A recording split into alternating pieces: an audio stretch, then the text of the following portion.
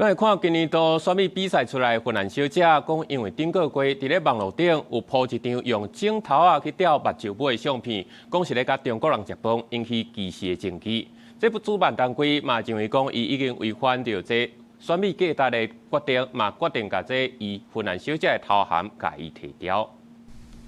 芬兰小姐扎夫斯今年9月得到血管的时，欢喜甲目屎干目钱。不过，伊却因为一个动作，互真无简单得到血管乌有去啊。问题就出自顶个月，伊伫社群平台抛出这张用手指抠目尾的相片，文字说明写甲中国人食饭。抠目尾的动作自来访认为有歧视亚洲人的意思。进前瑞士精标品牌 Swatch 推出无一字抠目尾的广告，就互抗议辱华随落价。2021得这帮美美感的摄影作品嘛，捌惹到真侪中国民众。这回芬兰小姐类似的举动，虽引发中日韩等国民众的不满，甚至呛声要得罪芬兰航空选美主办单位，将其尾以违反选美价值为由，撤销伊的血管头衔。 扎夫斯尾辩解，伊迄阵的动作是因为食饭饱头咧痛，咧软捏边边的时阵去抠着目尾。相片的文字是朋友加的，毋是伊的本意，这样引起真大的反弹后，伊赶紧回息咧。